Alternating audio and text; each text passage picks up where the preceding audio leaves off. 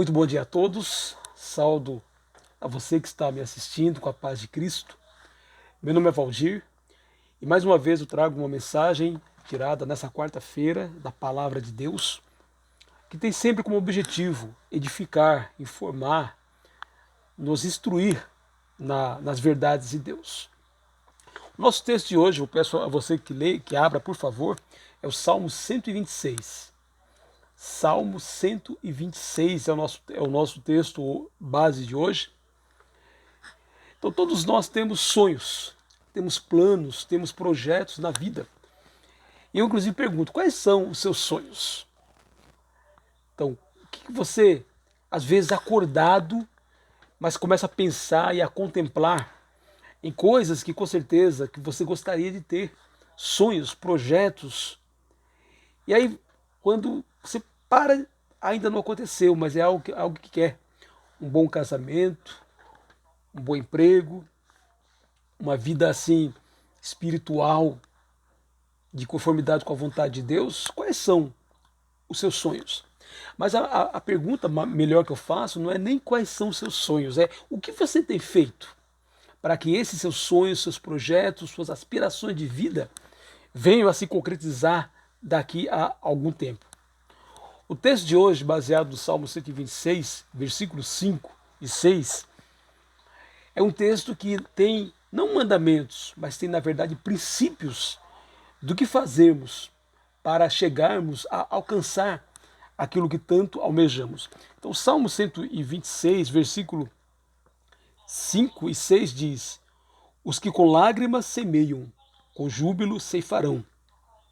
Quem sai andando e chorando enquanto semeia, voltará com júbilo, com alegria, trazendo os seus feixes. Então esse salmo, como eu falei, ele é um princípio que pode ser aplicado na vida, como um princípio de vida. Eu utilizei esse salmo, inclusive, há um tempo atrás, em um casamento, que eu tive o privilégio de assim, ministrar na cerimônia de casamento, e eu usei exatamente esse texto para mostrar que aquilo que nós semeamos, nós vamos colher. Isso é uma certeza. Mas antes de falar um pouco sobre o que esse princípio tem a nos ensinar, eu gostaria de falar um pouquinho sobre o contexto em que foi escrito o Salmo assim, 126. O Salmo 126 começa com o versículo 1, dizendo o seguinte: Quando o Senhor restaurou a sorte de Sião, ficamos como quem sonha. Então a nossa boca se encheu de riso e a nossa língua de júbilo. Então entre as nações se dizia: grandes coisas o Senhor tem feito por eles. Versículo 3. De fato, grandes coisas o Senhor fez por nós, por isso estamos alegres. Restaura, Senhor, a nossa sorte como as torrentes do Negueb. Aí sim, o versículo 5 e 6. Os que com lágrimas semeiam, com júbilo ceifarão. Quem sai andando e chorando enquanto semeia, voltará com júbilo, trazendo os seus feixes. Esse salmo começa dizendo: quando o Senhor restaurou a sorte de Sião, restaurou a sorte de Jerusalém, restaurou a sorte do povo de Israel. Você sabe que o povo de Israel, eles eram 12 tribos, e depois o reino foi repartido, 10 tribos do norte deu origem ao reino de Israel, 2 tribos do sul deu origem ao reino de Judá, ambas foram para o exílio. As 10 tribos foram e nunca mais voltaram, porque perderam a sua identidade assim cultural. O máximo que sobrou daquelas 10 tribos que foram para o exílio foi os samaritanos, na época do Novo Testamento. Já as 2 tribos do sul, não. Eles tiveram, assim, o próprio livro de Daniel mostra isso, o remanescente que voltou, depois de 70 anos. E é depois desses 70 anos, esse salmo se refere a isso. Quando o Senhor restaurou a sorte de Sião. Ou seja, quando Deus levou, na verdade, trouxe de volta para a terra os judeus que estavam exilados na Babilônia. Então o salmista diz: quando o Senhor nos trouxe de volta, quando o Senhor restaurou a sorte de Sião, ficamos como quem sonha. Ele diz: a nossa boca se encheu de riso e as pessoas diziam: grandes coisas fez o Senhor assim por nós. Mas eu quero utilizar esse texto para mostrar que tudo o que é bom não adianta, ele não virá de mão beijada. Exigirá semeadura, exigirá lágrimas, exigirá dedicação. O versículo 4, quando o salmista diz: restaura, Senhor, a nossa sorte, como as torrentes do Negueb. O Negueb, na realidade, era um deserto.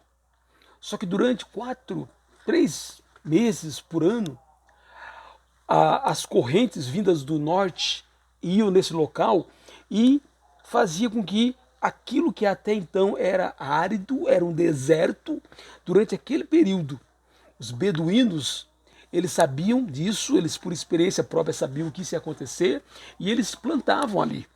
E quando nessa época de enchente as águas vinham, nem parecia que era deserto. E acabava por um período produzindo o necessário para que eles passassem um ano, até quando vinha um novo tempo assim de aridez, e eles de novo iam esperar, e um pouquinho antes eles iam semear para que quando as chuvas viessem, houvesse uma boa assim colheita. Pois é isso que o Salmo está querendo dizer.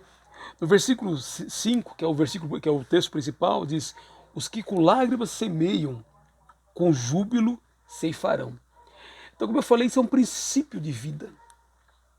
Às vezes existe um pensamento errado hoje em dia, que pessoas felizes são aquelas que foram poupadas de dor, de fracasso, de frustração e de tristeza. E isso, infelizmente, tem feito com que surgisse uma geração de pessoas emocionalmente fracas, porque não estão prontas para enfrentar os desafios naturais que a vida assim nos traz.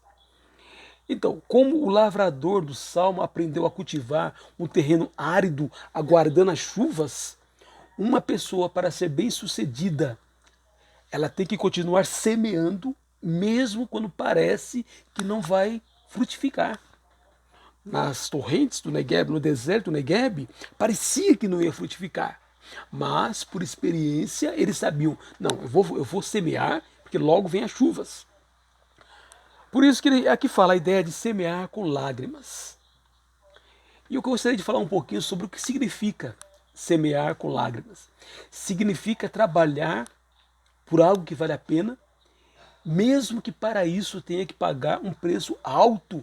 E ele é tão alto que ele causa sofrimento às vezes. E por isso tem a ideia ilustrada com a ideia de semear com lágrimas. Ninguém semeia de manhã e colhe à noite. Precisa de paciência, perseverança, saber esperar, mas principalmente pagar o preço do sucesso. Alguém já disse que o dicionário é o único lugar onde sucesso vem antes do trabalho. Deixa eu dar alguns exemplos de semeadura que é uma semeadura feita com lágrimas. Por exemplo, os pais semeando amor e disciplina na vida dos filhos. Os filhos nascem e nós sabemos que há todo um trabalho de cuidar deles, para que eles cresçam, para que eles assim sobrevivam. Depois tem o trabalho da disciplina. Quantas e quantas vezes o pai e a mãe têm que repetir aquelas mesmas histórias para ensinar seus filhos as verdades, a ensinar como viver bem?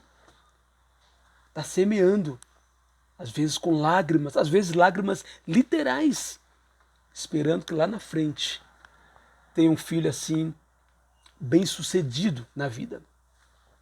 Estudo. O estudante semeador é aquele estudante que se dedica. Enquanto, às vezes, a maioria, muitos estão se divertindo, estão nas baladas da vida, o estudante que semeia, ele está na faculdade, ele está na escola, ele está passando horas além dos estudos nos livros para se aperfeiçoar. Então, é um semear com lágrimas, é um semear com provações, mas é um semear que tudo leva a crer, vai haver uma colheita. Esses dias eu estava conversando com um jovem que tem feito isso, tem estudado bastante, tem se esforçado. Eu falei para ele: ó, continua assim. Eu sei que você tem se privado de uma série de coisas que muitos jovens hoje em dia fazem, mas tenha certeza, lá na frente você vai colher o fruto da sua semeadura. marido e esposa. Casamento é uma semeadura constante, é uma semeadura de pedidos de perdão, é uma semeadura de perdão, de tolerância, de aprendendo a lidar melhor com o outro.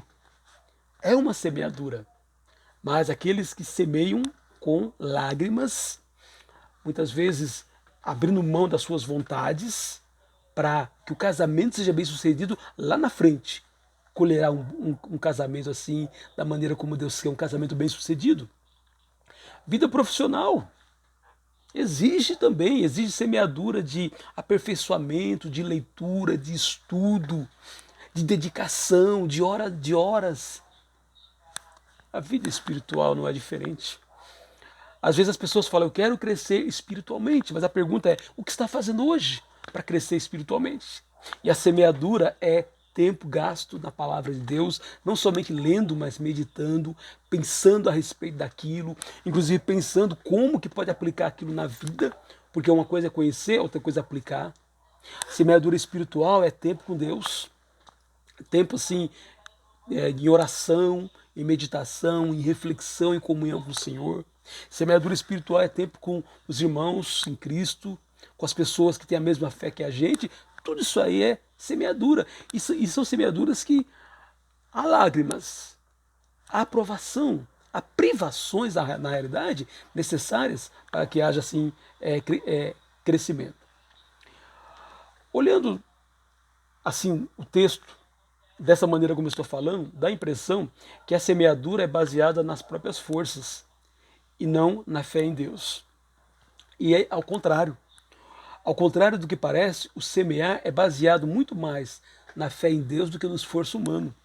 Como eu falei, o versículo 4 diz, restaura, Senhor, a nossa sorte como as torrentes do Negueb.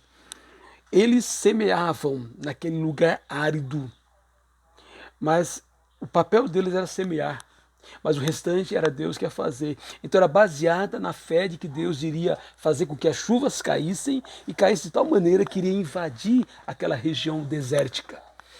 Então o semear não é um semear simplesmente baseado nas nossas próprias forças. É um semear baseado de que aquilo que eu estou fazendo, que eu estou colocando inclusive diante de Deus, aquilo vai produzir bons frutos no futuro. Ele diz no versículo 6, o salmista, quem sai andando e chorando enquanto semeia, voltará com júbilo, trazendo os seus feixes. Sabe o que é isso? Quem sai andando e chorando enquanto semeia é aquele que não para, persevera, não desiste, mesmo chorando, mesmo sofrendo.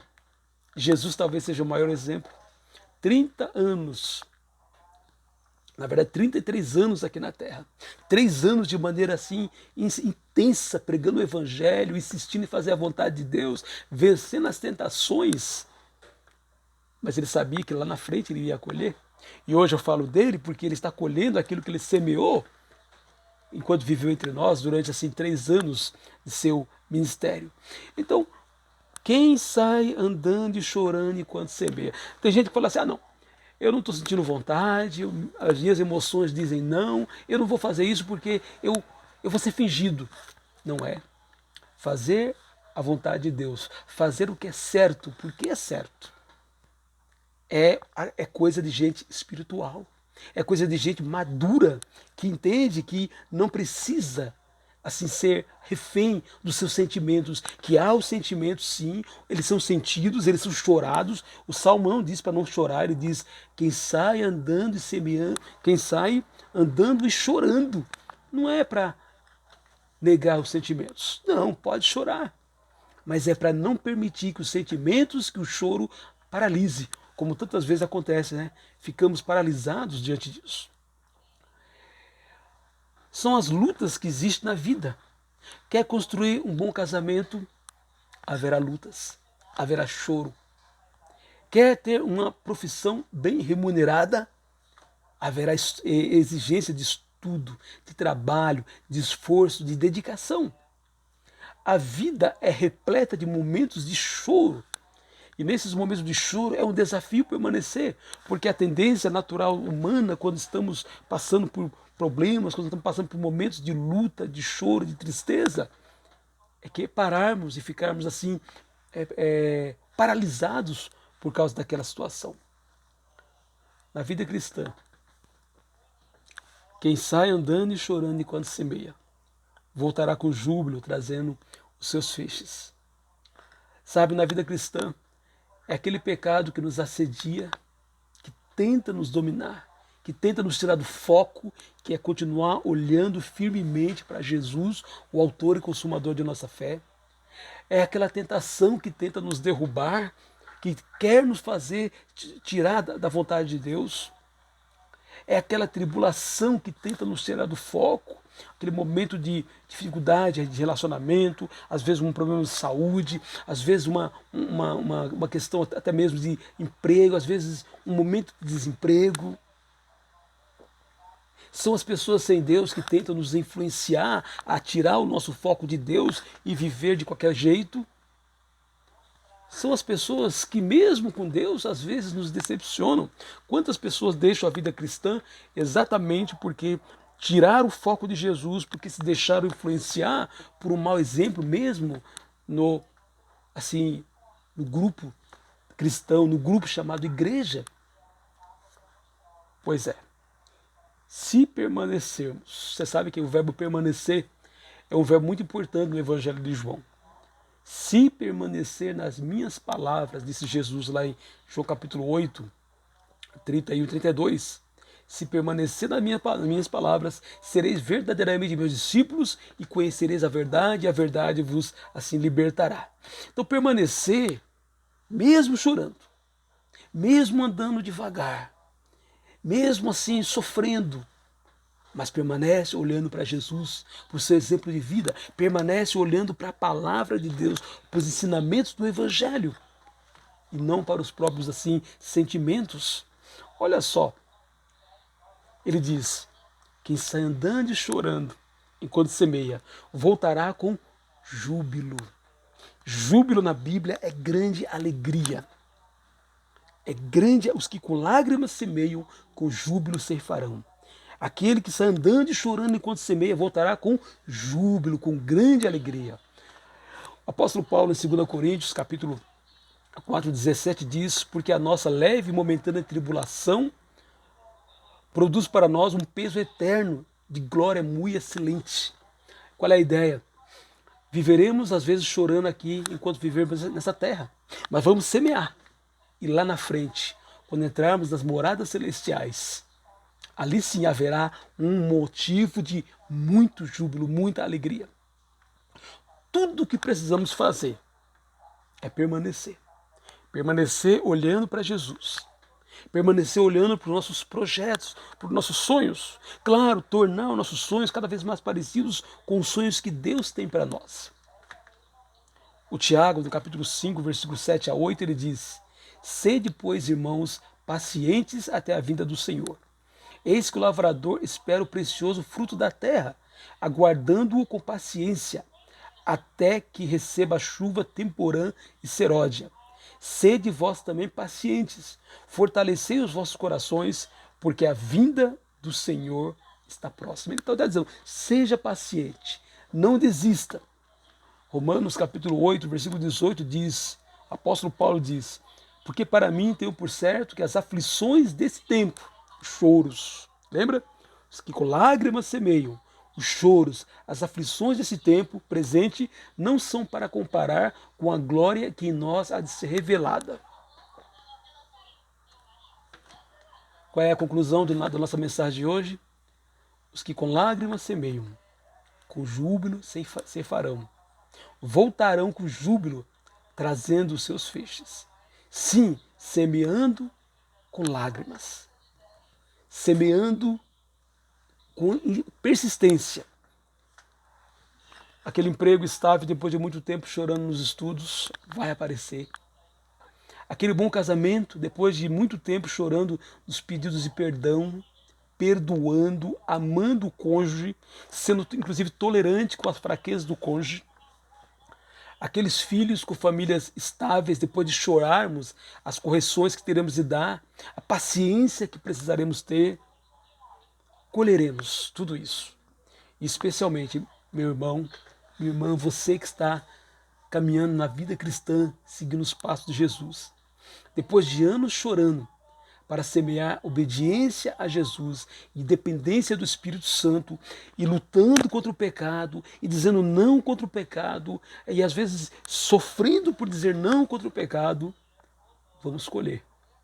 Quando ouvirmos do nosso Mestre a frase que eu tenho certeza que todo discípulo de Jesus deseja: vinde, benditos do meu Pai, entre no reino que está preparado desde a fundação do mundo.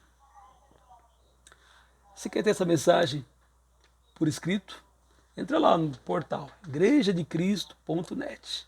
Lá você faz uma pesquisa, os que com lágrimas semeiam, com júbilo ceifarão.